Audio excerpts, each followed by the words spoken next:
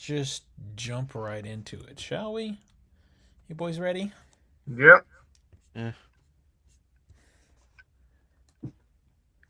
On this episode of the Culture Smash cast, there's no number two in the box office. Texas Chainsaw fans, get ready for some more disappointment.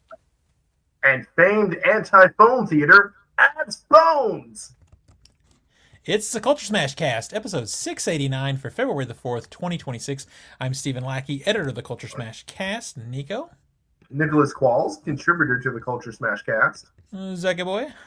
Zax, my phone's going off because Of course there's a it is. Teams meeting or something. Because and you're lame. my- All right. Just keep going. Today has been not the greatest, but my name is Zach. Oh, perfect. Join us every Wednesday night live on YouTube and Twitch starting at or around 7 o'clock CST. Follow us on your platform of choice and get involved in the show because we do answer questions and comments as the show progresses. Special thanks to Skinny Mixes for supporting the Culture Smash cast. Skinny Mixes are coffee, cocktail, and dessert syrups that are 0 sugar, 0 calorie, and 0 to 2 carbs. Head on over to skinnymixes.com and try some of their delicious drink and dessert syrups, such as the white chocolate, salted dark chocolate, and salted caramel.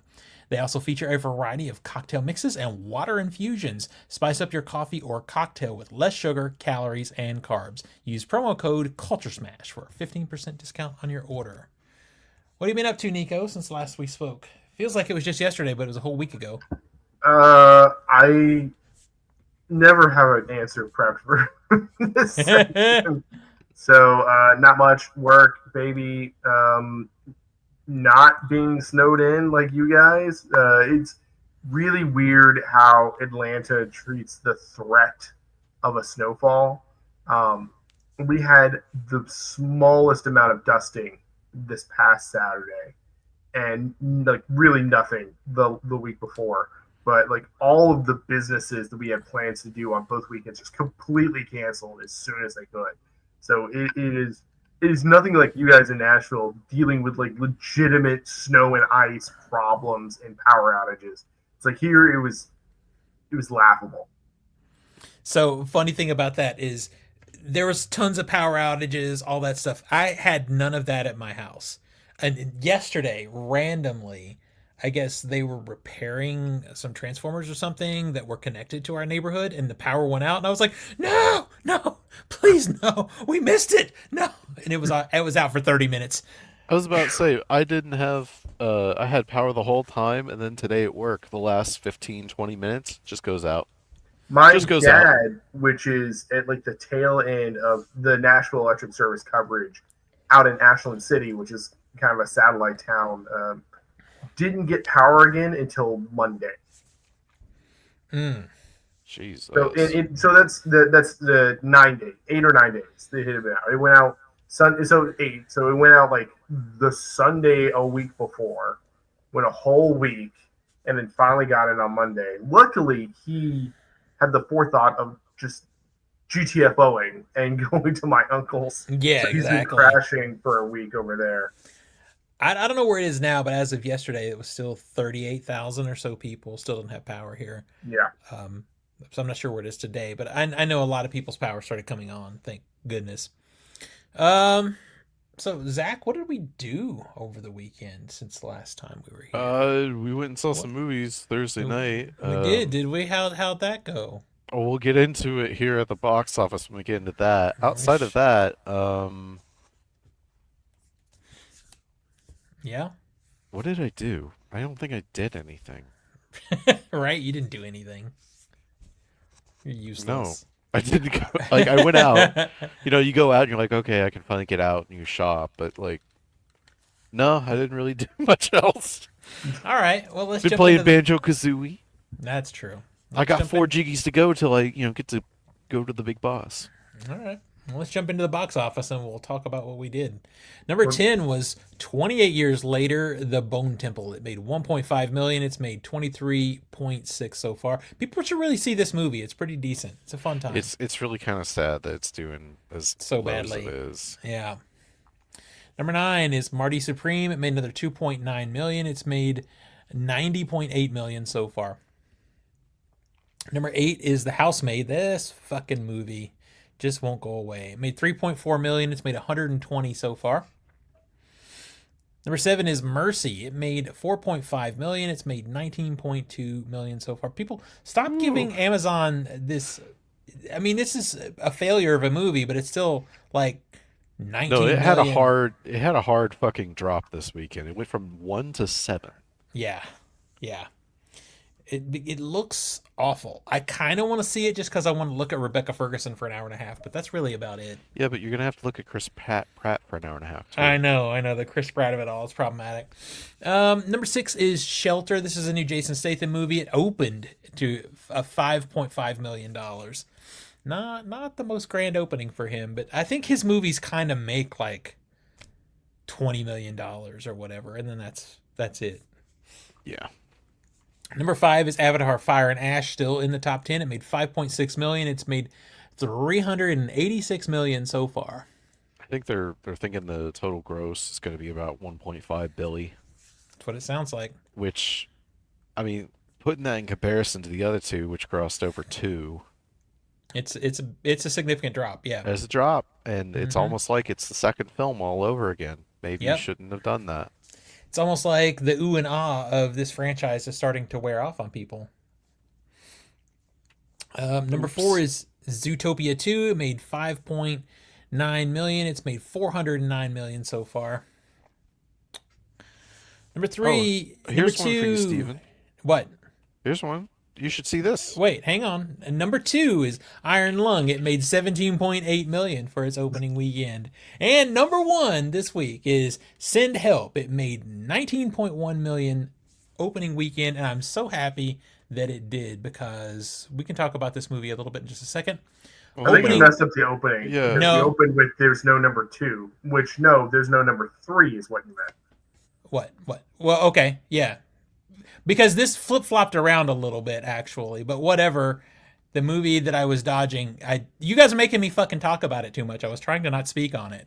But opening this weekend is Whistle, 63% of Rotten Tomatoes, a little horror movie. We're going to find out about that tomorrow night. And The Strangers Chapter 3. Strangely, no advanced reviews as of I yet. wonder And why that I is. Do you wonder have any idea why. why The Strangers Chapter 3 would not have any fucking reviews Exactly. to open up this final chapter Exactly. This of time- a trilogy? The critics are the strangers.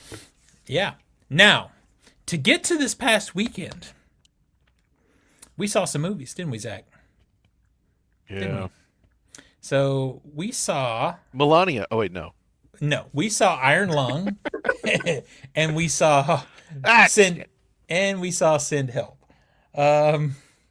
So, do you want the good or the bad? Let's talk go about the back and bad. Yeah. Well, We- we can just start off our night, or we can do the box office. It's up to you. Wait, what? Do you want to do number 2 then number 1, or do you want to do number 1 and number 2? I don't care. What do you want to talk about? Okay, so we started off the night. We decided to go see Send Help in This- Screen X. This is the new Sam Raimi movie. And I think we can all agree the trailers for this movie were doo-doo. Well, they weren't doo-doo per se, but they definitely didn't they didn't play to the film's strengths. It just So- was another they're trapped on islands movie kind of. They looked Trailer. it looked a little bland. It Yeah. looked a little bland. And that was making me sad because I love Sam Raimi. And I just wanted Sam Raimi to do something else good. So we kind of had to go, right? Because it's him. I mean, Sam Mhm. Raimi, And this movie, it was a lot of fun. it fucking delivered this movie. I have now seen it twice.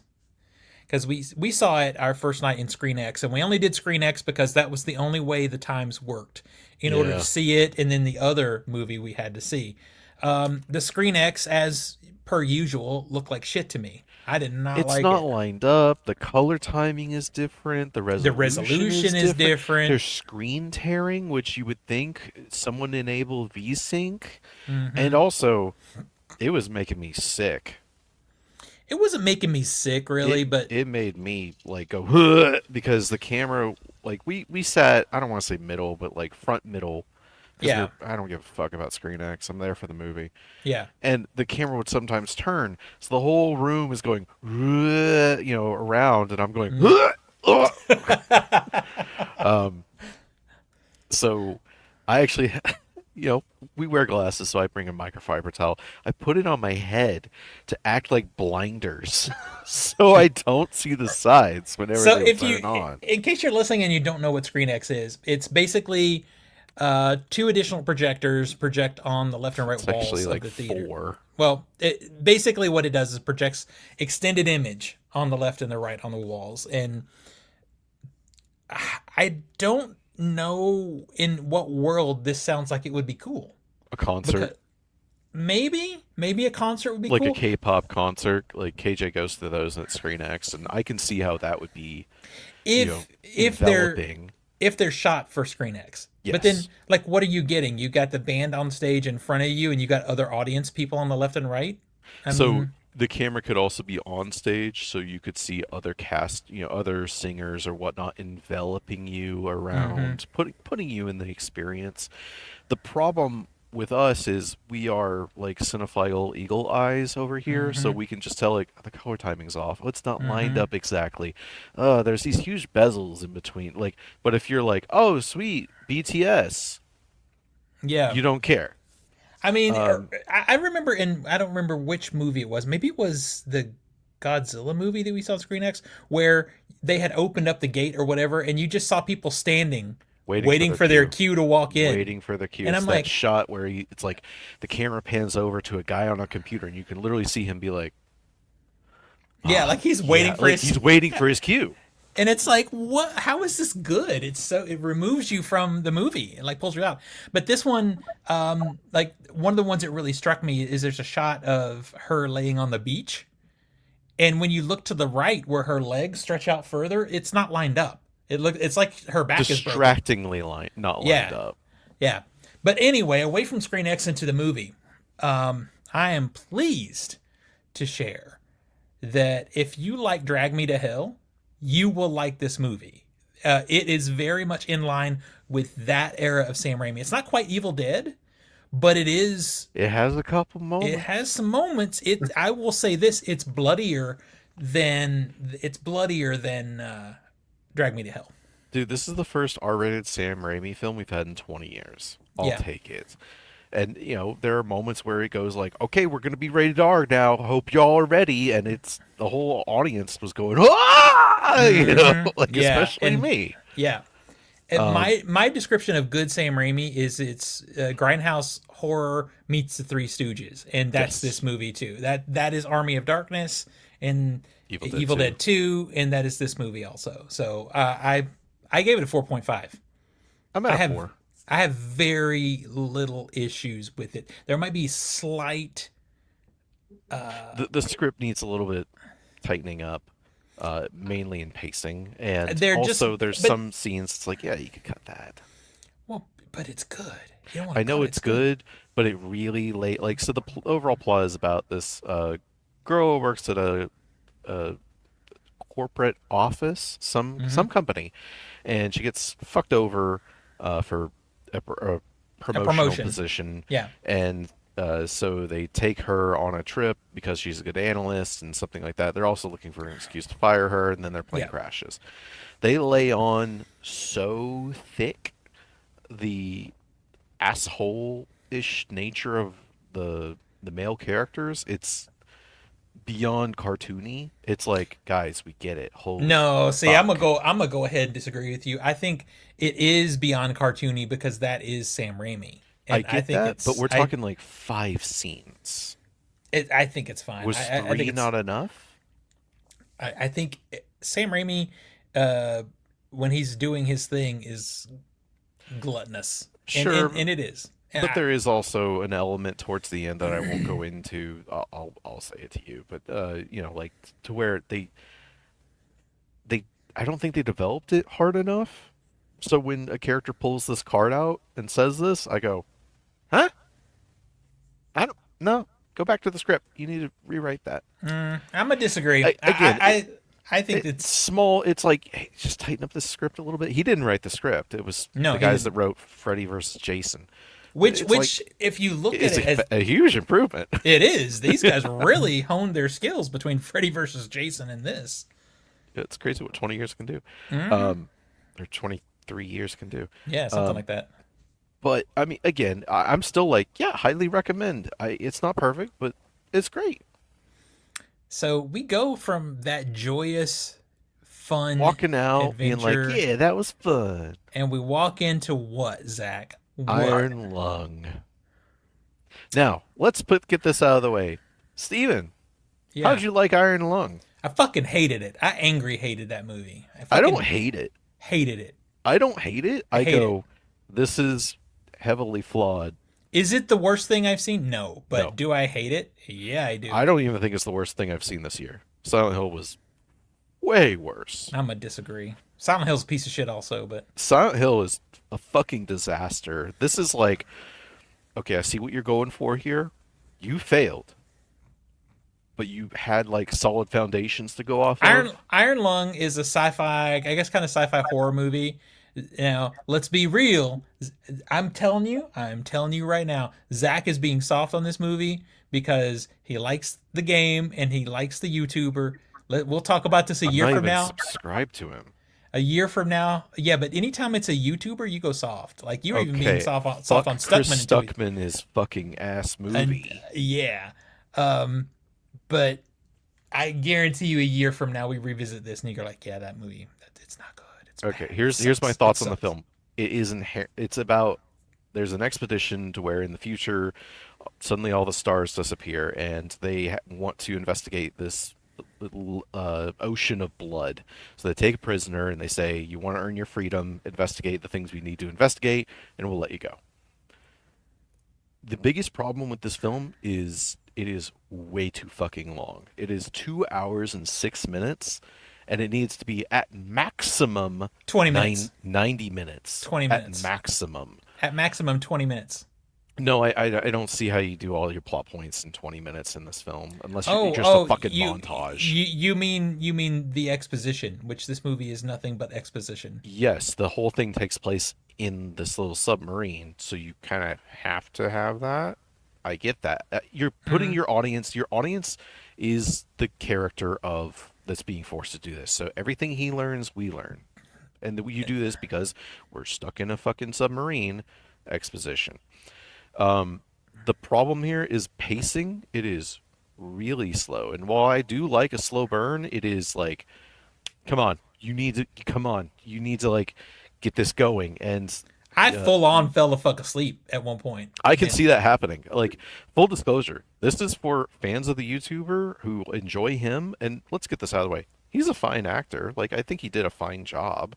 So it's not shit acting. the only Um, positive I give the movie, the only positive, is that I think he's an okay actor. The directing is bad. I think the editing is bad. The pacing is bad. The script is stupid because it's just 2 hours of exposition. It's like tell don't show for the entirety of the movie until the last 10 minutes. Okay, well, here's the thing. Here's your limitation, Steven. You have to do this. You have to have the whole thing set in the submarine. How do No, you you do don't. it? You No, you have to don't. do that. That is your No, limitation. no. That is the Then don't. limitation I am If putting you it, on. no, How do you no, do this? no. I don't accept that. I don't Okay, accept well, that. then you're not making the film. Fuck you. Mark, get in here if we're going to make the film. Like, but that's the thing, is you have to set it in the submarine entirely. So you're saying it's all exposition. I'm like, that's the foundation of your story, is it is that. So going based No. off that, I mean, you can have the character hallucinate and have a flashback if you wanted to, but and they do that. But like, that's you can't just suddenly cut to the outside world and sew everything. That's the limitation the film set itself in. No, well, then that's a failing of It's the film. a flaw of the film. It's a Yes, failure of the film. I'm saying that's an inherent flaw. I'm saying I wish someone else edited this movie. Mark also edited it as well, and it shows. It's like he's in love with everything that goes on. As an editor, I look at some of the scenes and go, cut this, trim this, compress this. Like, that's what I'm saying is I wish there were more hands in the kitchen to guide him through this I think rather than him pulling a John Carpenter or a Robert Rodriguez and being like, "I'll do everything." It's like, I think with the self-imposed limitations that he had put on himself to make this movie, setting it in a submarine, not allowing for anything to actually happen. Let's just put it like that. We're going to have exposition to just tell us stuff. Then it should be a short film. It should be a really cool 15-minute short film. well, I'm saying if you want it to be a feature, at most 90 minutes, preferably 80. But if you're doing a short, a 30-minute short would have been pretty neat for this. That's still too long. I know we're going to disagree on this. For me, it's a And 4 honestly, out of 10 or a 2 out of 5. I mean, I don't hate it, but I'm like, man, it's heavily flawed. The whole idea of the ocean of blood part also to me, like when you create an ocean of blood, it becomes the impact of the ocean of blood becomes less. It's just red water at this point. It's just, whatever. It didn't. Well, I mean, this leans more into cosmic horror. It's the fear of the complete unknown. And that's its kind of foundation. So it's like it doesn't want to show you anything because that's the whole point is the unknown. All right. We will revisit this. I will say, I mean, it had a budget of like less than 3 million and it's grossed 17. It's probably self-produced, self-distributed. I mean, that's a success story. It gets no points in quality for me for that. I know people are like, "Oh, you got to show love to the indie movie." I'm like, I got to show love to good indie movies. No. I am saying congratulations on being a success.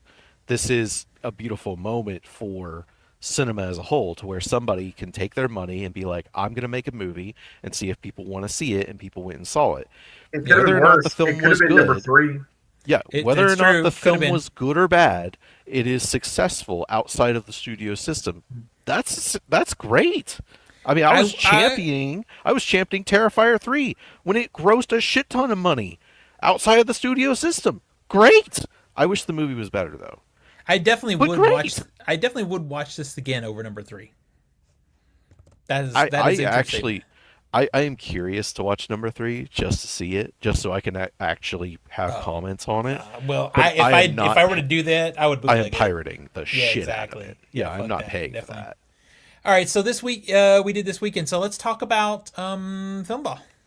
All right, so we got the current lineup. So Film Ball, we bid $100 fantasy bucks on the movies coming out during the spring block. We have 3 current games. 2 Steven runs on off Discord with fans, and then the big game with us contributors. Let's hit Discord game number 1. That is going to be In the Rear with Kevin at $1.5 million. JR in third with $17.3 million. Adam in second place with $27.9. And Steven in the lead at $40.8 million. Hell yeah, that's what's up. Yeah. Winning so far.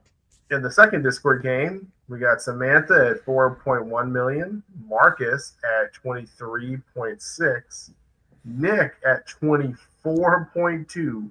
That is a difference of $640 million between them right now. Oh, wow. And surprise, Steven in the lead at $32 million. I like how this trend is going. I'm a fan of how this trend is going. The trend ends here. So in the player brackets, I'm playing up the rear with a goose egg, $0. Tina is at $3.4 million. Firmly in the middle is Steven with $17.3. Ahead of him is Zach, second place at $22 million. Let's go. And nearly $39 million is Nathan, leading the pack in the player bracket. Oh, we can't let that continue. We'll never hear the end of it. It is still very early. We are just now crossing into February. This will cover January, February, March, and April. So we are still nowhere near the end of this race. Yeah, we've just gotten through Fuck You at January. Now we're starting into the real meat of this particular game. And then we have our Oscar game coming up here in a few weeks too, so I'm excited for that. All right, let's jump into the stories. All right. So, famed independent theater chain Alamo Drafthouse, very prominent for its no phones, no texting campaigns, and trying to be very much a beacon of the theater experience, recently added phones to the theater experience by requiring phone usage to order from concessions during the theater. Um, I believe it used to be a no card system. Steven, I think you've been to that and could attest to it a little bit more.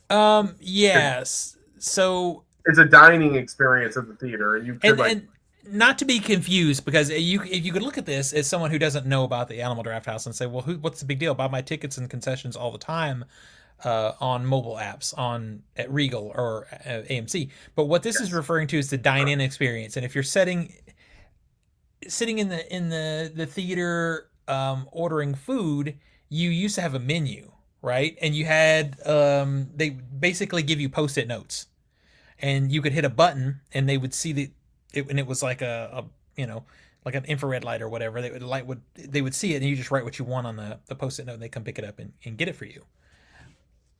But now apparently the menus are going away completely, and you just have to fucking pick up your phone during the movie if you decide you want another soda or you want a dessert or something like that. You have to order it on your phone, and that is tragic. Disgusting. Yeah. I mean, yeah, this is fucking disgusting. It's like you're telling people to actively be on their phones in the theater. Get that Hmm. shit out of here. And the thing is to use your phone before the movie starts to order or during the previews. I don't really have an issue with that. It's Understandable. just there's gonna be people who want a refill on their drink or some shit like that, and or decide they want dessert or something like that, and yeah, this is miserable. This is terrible. Alamo And Drafthouse literally has ads, literally showed ads before the film saying, if you use your phone, we're kicking your ass out.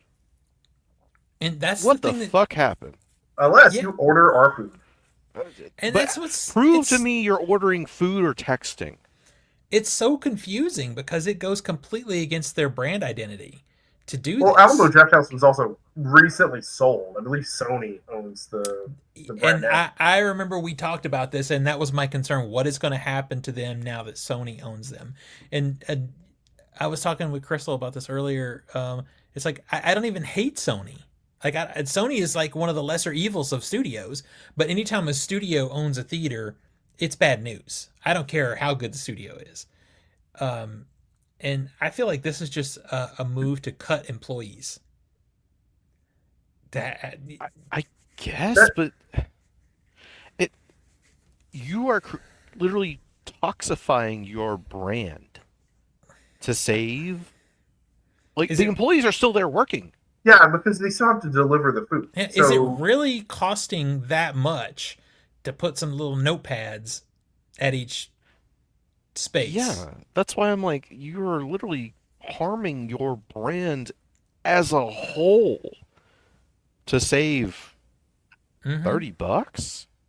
well, Yeah. we're not the only ones objecting to this. A Hollywood Reporter went over the story about how it is being slammed, particularly in the Austin, Texas base, such as the Austin Film Critics Association released a statement decrying it. Elijah Wood, who apparently lives in Austin, says it is, quote, a move completely antithetical to the ethos of the Alamo and to those who love the theatrical experience they provide. And there's more and more examples of all sorts of people in the industry just talking about how terrible of a decision this is. Yeah, it's like why go here over an AMC if the experience is basically going to be the same now? You can go to an AMC dine-in also, um, Yeah, and it's what's the fucking difference? because the appeal of Alamo Drafthouse was it's for serious people, and if you get your fucking phone out, they're gonna kick your ass out. Exactly. I mean, like this is like the worst. I don't even have an Alamo Drafthouse near us, and this is the worst news I could have read today. The only thing that I can hope is the outcry pushes it back, Because I remember AMC was trying to do this thing for a while where they were saying they were going to have some showings that were The phone friendly. encouraged phone use, or like, Yeah. yeah. And people lost their shit about it and they rolled that back. This is the only thing I can hope is if we raise enough hell about it that they change their mind, because this is awful. Because now anyone can just have their phone out playing on their phone the whole time. And if someone says something to them, oh, I'm ordering food. I'm getting food. Are you? Who knows? Who the fuck knows? I'll find out because I'm going to be there in a couple of months for South by Southwest, and that that festival happens in Alamo Drafthouse theaters. So we're gonna see. I hate it because there's so much that last South by I've been to I've been to an Alamo Drafthouse before, but I really got to experience it better last year, and there's so much that I love about it. The culture of those theaters is so cool, and I just hate to see this ruin it. Makes me want to open my own theater. Damn it! Have you guys seen this on TikTok? I think it's called The Tiniest Theater, and it's a girl who owns a really, like, this movie theater only seats like 30 people. Like, every time I see her videos, I'm like, yeah, that's the life right there. I would love to own a theater like that. But yeah, this is terrible news, and I just think it's interesting. Just like sort of the downfall of cinema, a little bit at a time. You know, one it's chipping away at it a little bit at a time. All right. Because, yeah, because you have to like wonder like what is the solve that this is trying to do, like because like the people who are actively still going to theaters are the people who want no phones. Yeah. If you want phone, if you've been not going to theaters for the past few years because you can't use your phone, I don't think you exist. But yeah, it's like most people don't want to use their phone when they're in the theater. It is a time to get away. So that's not the problem you're trying to solve. Is it a problem with your ordering system and you're just not effectively thinking you're generating revenue from the restaurant portion of the dinner experience because you can't process orders well enough? That seems dumb. Like I guess one in between you could do is instead of phones is have a like an ordering tablet at each chair. Like that's still a light or something, but at least you're not getting people on texting or social media. It's here's a device you can only use for our ordering system. Yeah, like they do that at like Applebee's and shit now, don't they? Yeah. Exactly. You're like that same system you could do, and I still would not like it, but it's better than letting people just be on their phones during the movie. Yeah. It has to be like, I know you guys are saying, oh well, they still have to have the same employees to come and get it and bring your food or to bring your food and all that kind of stuff. But I feel like it has to be something related to efficiency, and usually efficiency involves streamlining employees. It can't just be simply not paying for notepads and a pencil. It's got to be more than that. Because I just look at this and I go, who decided this? Fire them. Yeah. Because honestly, you know, the funny thing is, I thought this last year at Alamo Drafthouse too. If I was responsible for the marketing for Alamo Drafthouse, I would be selling those notepads and pencils to movies. Let them brand it and pay for them. You know, whatever movie's coming out, all of a sudden that notepad has the logo on it and whatever else they want to put on it. But they don't have to pay for that. They could use it as a marketing tool. So it can't just be about that. It's got to be something about cutting employment. Collector's item. I don't know what it looks like, but I like how Field Notes, the pocket-sized notebooks, will do like marketing deals occasionally, and then like that would be a cool thing to have like a notebook that is like the Alamo Drafthouse like notepad you order from. Yeah. Like you could totally like merchandise it, either putting ads on the sheet or using that as a merchandising item. Exactly. Yeah, it is. It's just damaging the brand, letting people use their phones to order when it's like it's not going to be that super efficient. Agree. Speaking of damaging the brand, Zach. Well, turns out A24 has won the rights to bring back the 52-year-old horror franchise. Let me move this over to where I'm not looking off the screen. Uh, Horror franchise, after a bidding war the past few months, A24 has acquired Texas Chainsaw Massacre franchise. The studio confirmed that it is reviving it as a TV series. The show will see JT Molyneux attached as the showrunner and Glenn Powell as executive producer. Molyneux worked on the screenplay for 2025's Long Walk, but also was the director for Strange Darling, which I actually Okay. just watched like a week and a Yeah, half ago. which is good. Yeah, it was good. Uh, he says, I've said publicly I'm not interested in remaking perfect films, and the original Texas Chainsaw Massacre is a perfect film. So I have so much reference for director and co-writer Toby Hooper and Kim Henkel because they created something bold, transgressive, and truly seminal that holds up even as today is the gold standard for horror. Um, so I guess he just is happy to have a gig. Um, Yep. I didn't pre-read this, so excuse Of me. course you didn't. You're blowing it, but it's fine. It's fine. The latest release for the franchise came in the 2022's Texas Chainsaw Massacre, which was released on Netflix, and I fucking hated it. It was really bad. Everyone fucking hated it. It was awful. And you just keep going back, and every single Texas Chainsaw Massacre film is not good. Even two, I'm sorry, but two is not good. Much to the chagrin of someone else here. And two is fucking fun. I don't care. It's it's not good.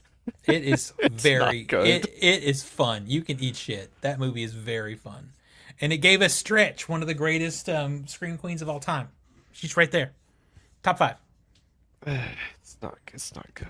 It's very fucking fun. I thought it was a midnight show. Maybe I'll change my mind. I'm like, it's not good. Wrong. Meanwhile, this asshole is like, no, it's great. It's really fun. This is what Um it's like to go see a movie I love, and you're just sitting there like, I fucking hate it. anyway,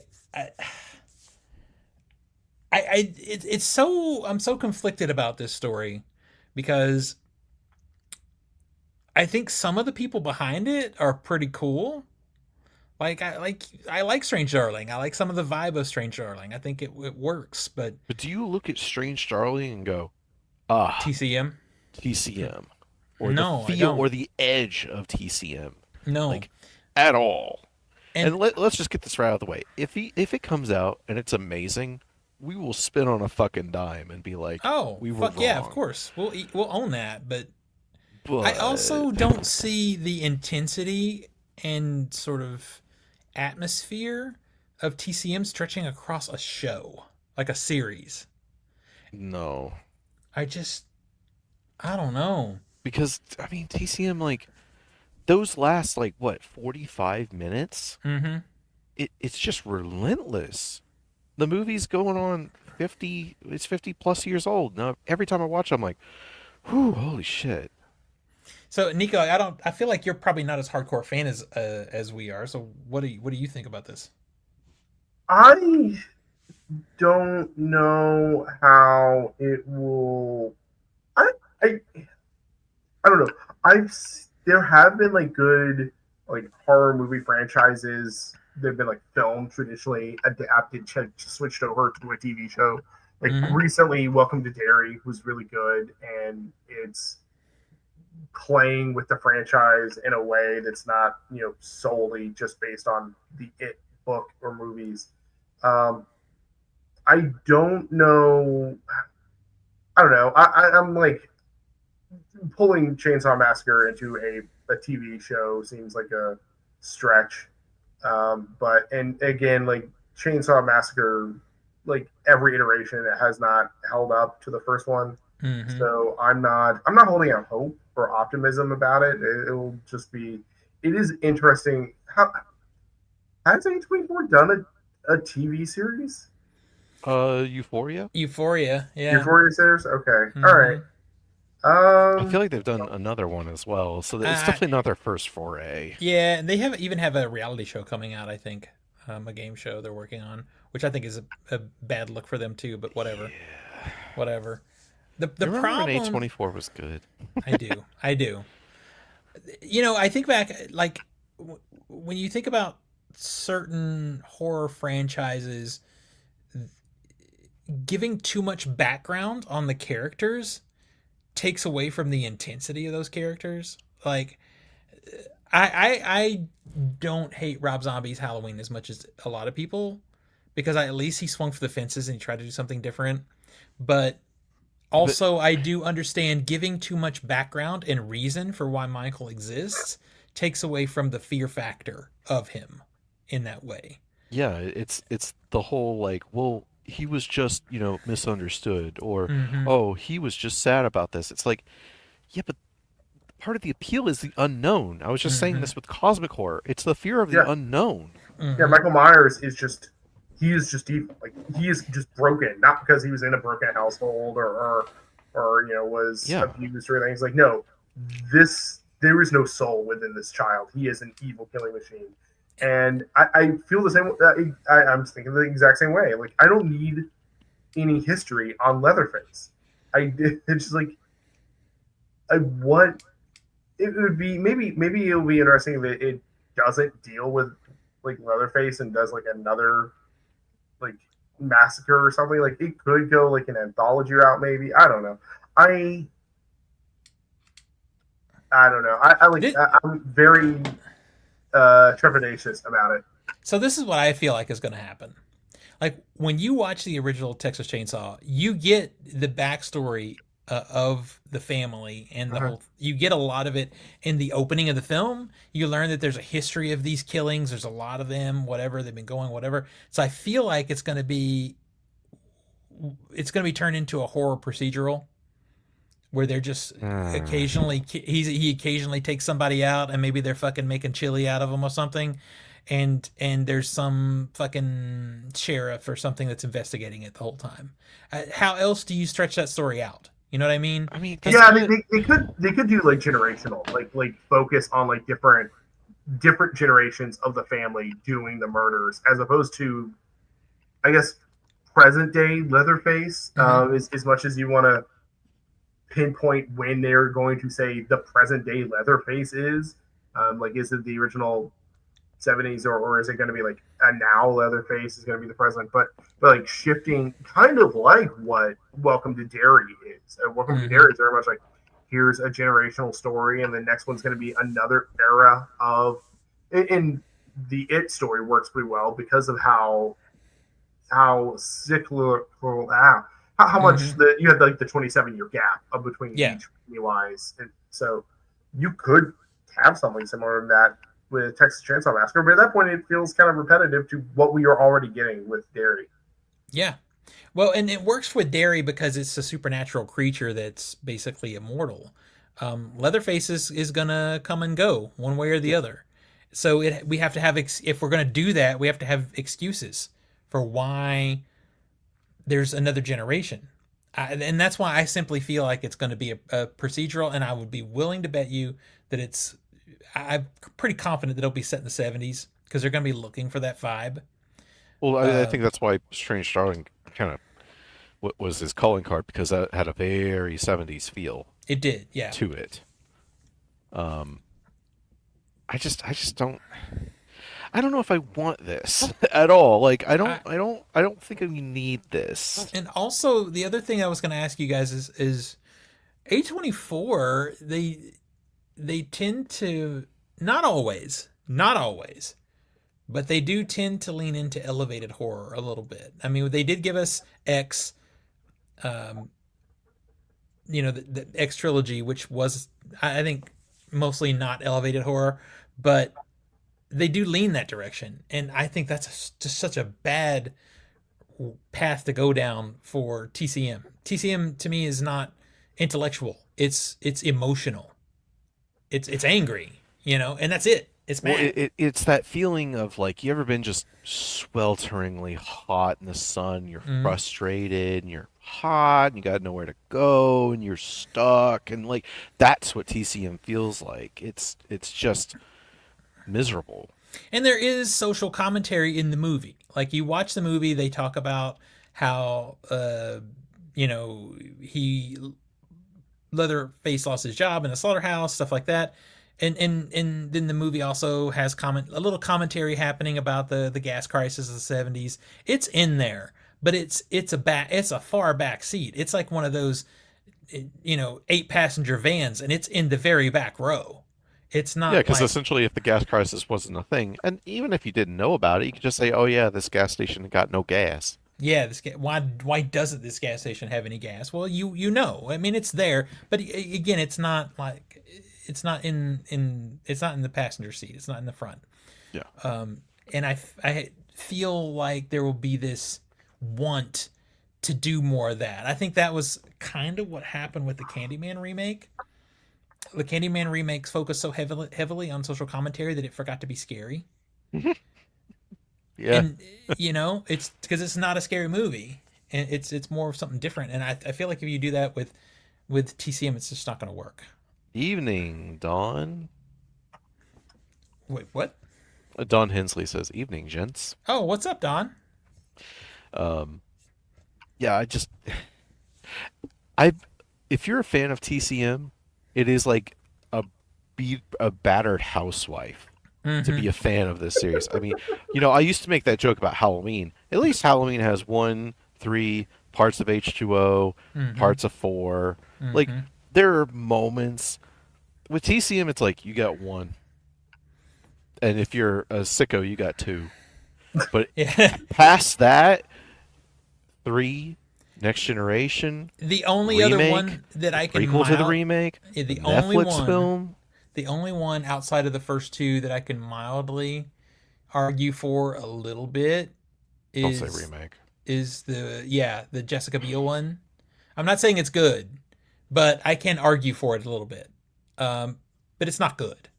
And this is just TCM is such a moment in time, and it's so much about the way Toby Hooper was feeling when he wrote that movie and directed that movie that I just think it's difficult to replicate. It just to do it in a show. None of these shows sound like a good fucking idea though. The Crystal Lake show sounds like a stupid idea, and I think it's finally. I could at least say there's meat on the bone to explore there. I mean, there's a little bit maybe, but Here it's like no. There's nothing to explore. They're just backwood fuckers. if they want to do, I don't They know. ran like the kids ran into him at the fucking wrong time and had a bad day. Mm-hmm.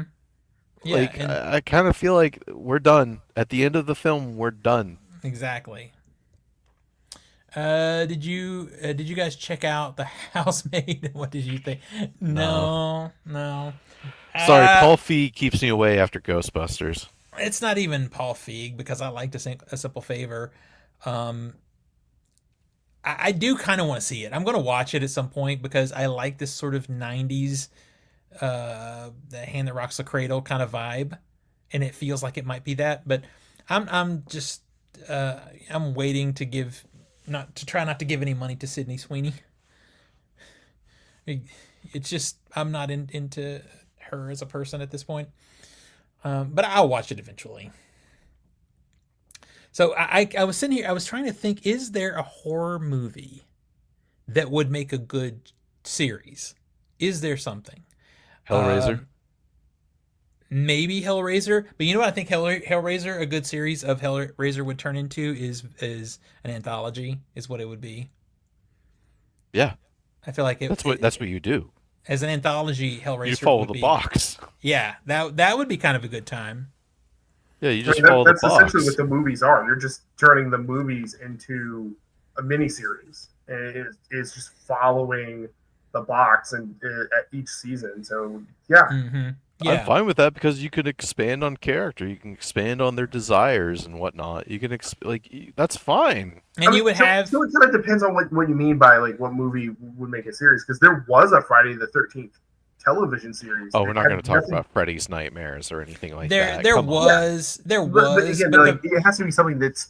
I think for this conversation, it has to be something that is actually encompassing what people like about the material, including the IP like mhm, juggernaut of like Jason in a Friday the 13th TV show, or exactly. Freddy in Nightmare.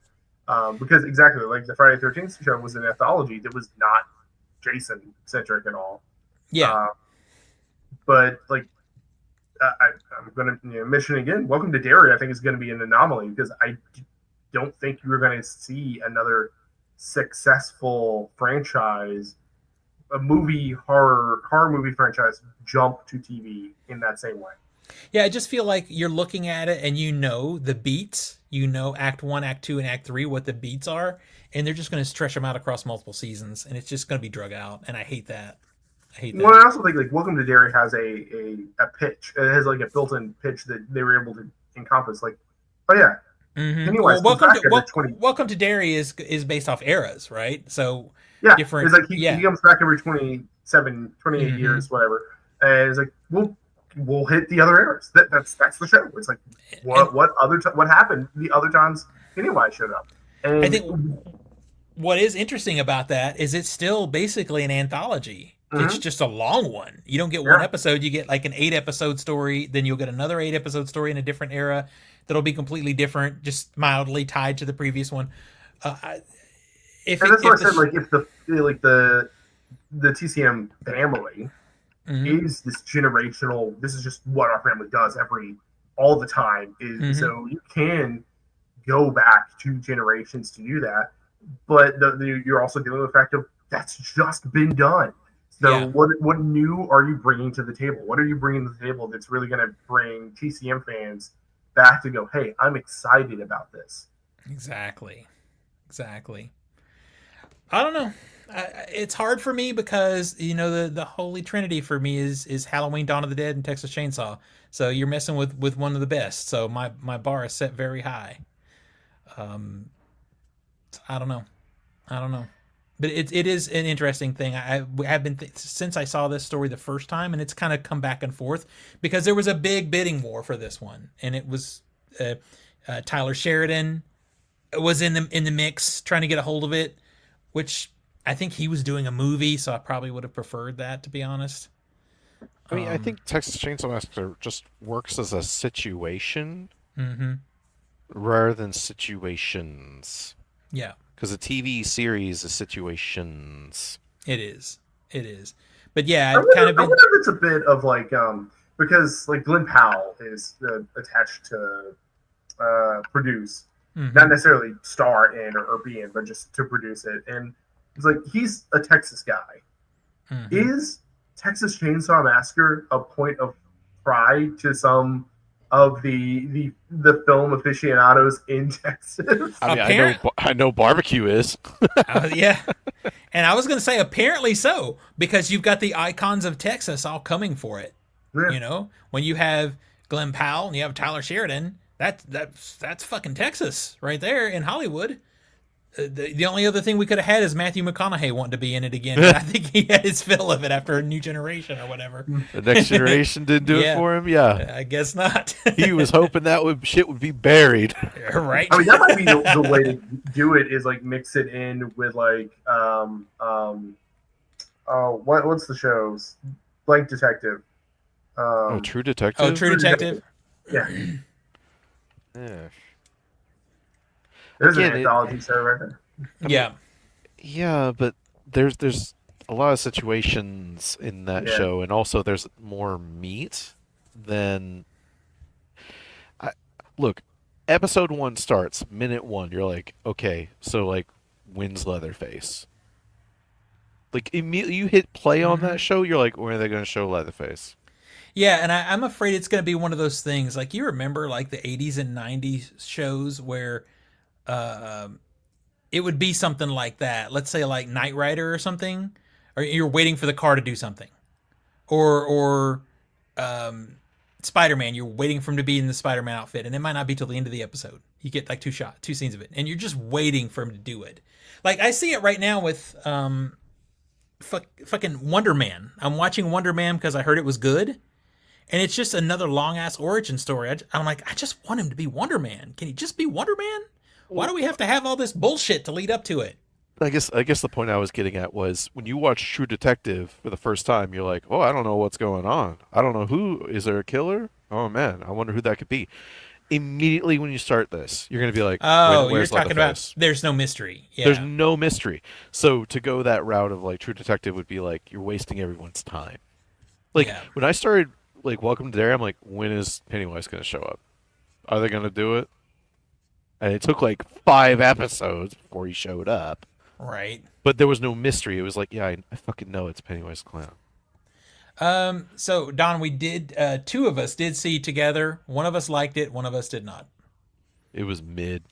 I liked it. I had a good time with it, but it's not. Yeah, it didn't make my top 10 of It last was year. mid as shit. It didn't even make my top 20, but I did like it. It was It. whatever. You're so angry today. I had Zach's- just gotten. I am angry today, but I had just gotten fired when I went and saw that. So I don't know. It might have tainted your viewing it. I don't a know if little it bit. tainted it. I mean, I went in going, "Oh, I've heard this is pretty good. I'm in a depressed mood, but I've heard this is good." And I watched it. I was like, "That was so fucking mid."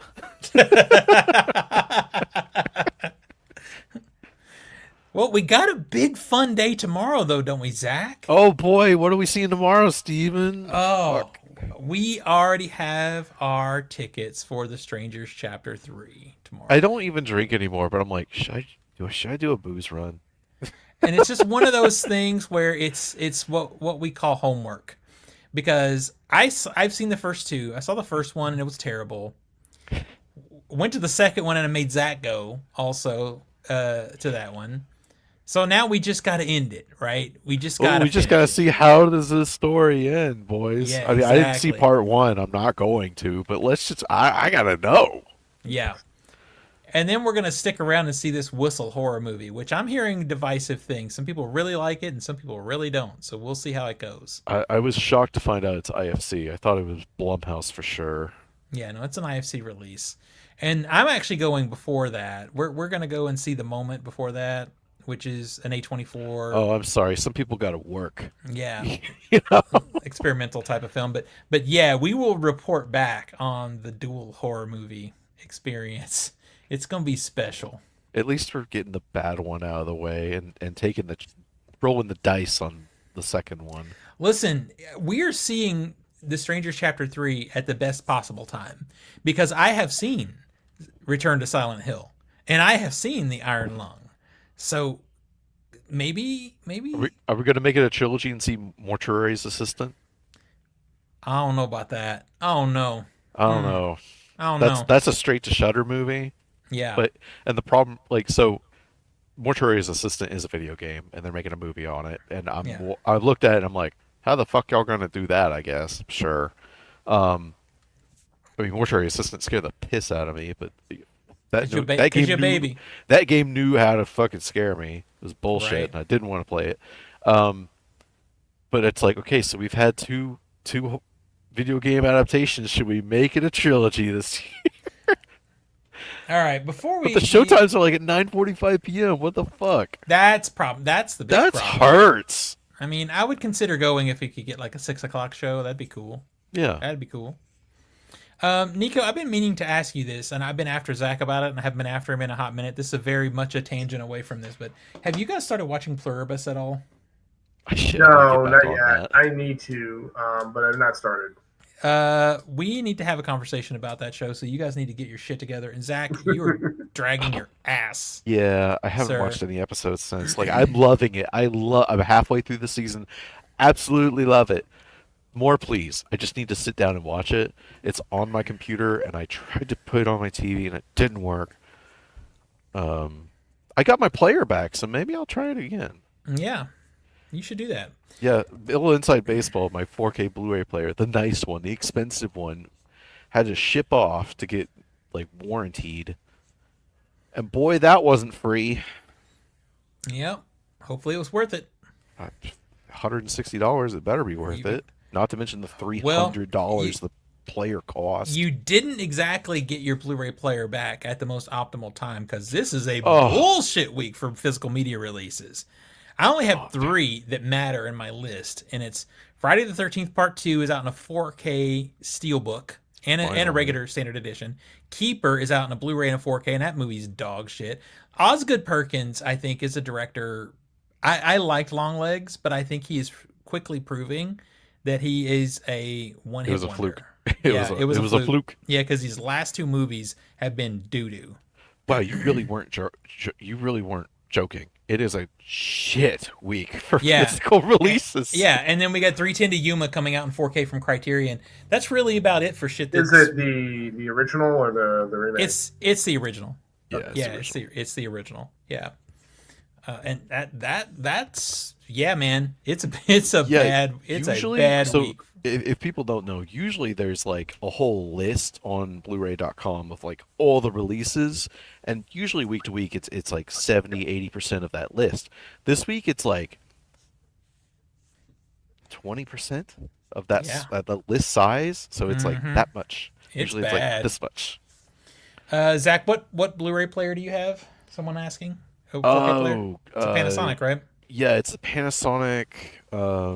I can pull it up here, but it's the one with Dolby Vision.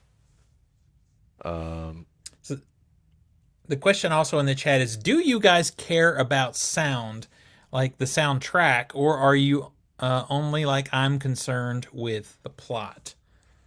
Um, uh, Bad sound yes. can ruin a movie. If the sound is not good, it can ruin a movie. Um, So my player is a Panasonic DB-UB 820K.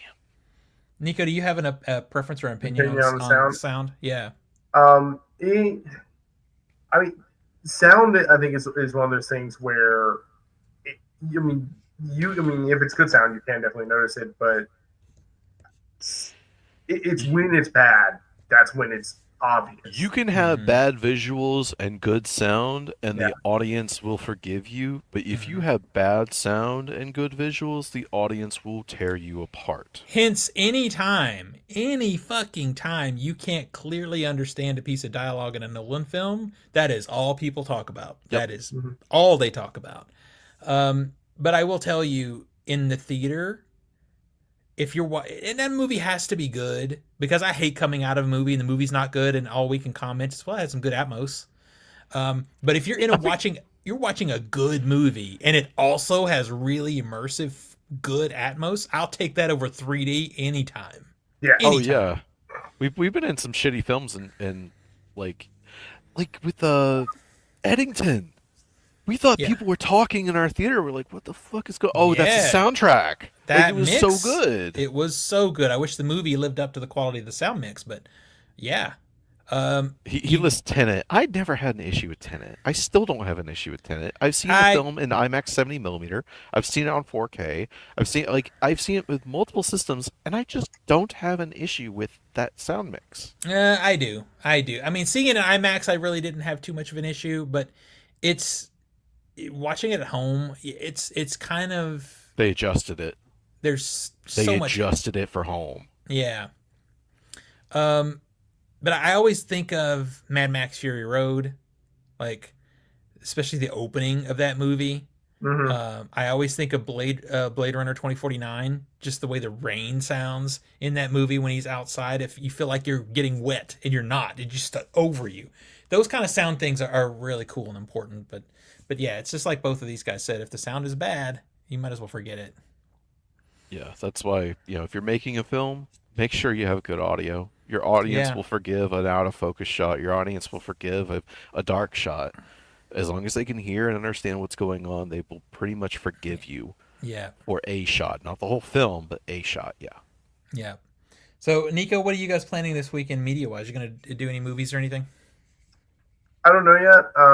We will probably figure that out. It's I have some day job work stuff. I'm on call this weekend, so that kind of Not the on call. that That sucks. yeah, it impacts weekend plan. So we'll see what ends up happening.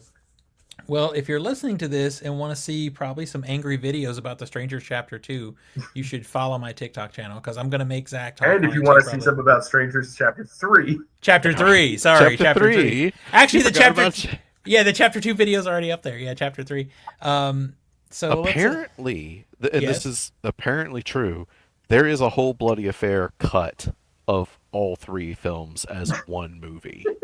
What the hell? And they're talking about releasing it, and I'm like, you can keep that cut, shove it up your ass. Yeah, I feel like the way, especially the way the first one ends, you attach the second one directly to it, it's not going to feel cohesive. I mean, I didn't see the first one. Walking into the second one, I'm like, damn, there is no, we're just into it. I mean, it felt like just previously on. Okay, now. Mm-hmm. Yeah. So I don't know. Why you'd want to watch all 3 of those movies back to back is beyond me because, oof. I say that, but I'd probably do it. I'd probably do it, especially if I can make Zach do it with me, because it's just like a good way to inflict some pain. I don't drink, but I probably would bring a drink to that one. All right. Well, then we will report back next week on how that goes. But God. Nico, where do we find you on the internet, sir? you can find links to everything I do at nicholasqualls.com. That's nicholasqualls.com. Or you can watch my hair being poofy right now. Probably the most recent thing I have up there is you could find an article I wrote on the books that I read in 2025, thoughts of them. The amount I actually read that were published new in 2025 and stuff like that. So go check out that. And yeah, pretty much everything I do is nicholasqualls.com. Zachy boy? You can find me on Instagram, Master of the Matrix 91. You can find me on Discord and Steam as a Dangerous Mutant Lunatic. And you can find me on Letterboxd, Master Z91. All right. Find me over still until the app fully breaks. Find me over on TikTok at the.film.doc. Of course, right here on YouTube. I'm posting more here. I'm actually doing more high quality content here on YouTube also. I'm watching the 100 worst movies of all time. I've got 2 videos coming for that. How was Flatliners? I didn't watch it. I got tired. You bitch. No, I'm going to watch it tonight. I have it tonight to watch. I'm going to watch it when I go to bed tonight. Yeah, I'm not looking forward to that shit. But yeah, I have 2 videos in the can ready to go for that. So those will be coming out. And it's been a miserable fucking time. So there's that. Also, as of today, I got my press credentials for South by Southwest. So Let's go. You can head on over to the cinemanook.com and see my preview stuff, other things. I'm going to probably have to do some stuff over at geeksofdoom.com also for that. So those are 2 places you can find me writing shit. So lots going on as always. You gonna send me a couple movies? Send you some movies? Yeah. You gonna give me some screeners? Boy, I'm going. They're not giving me screeners. I'm going to see them in person. Oh. I So know. you got me, bro? I don't got you, bro. All right. We'll see everybody next week. Bye, everybody. Got me.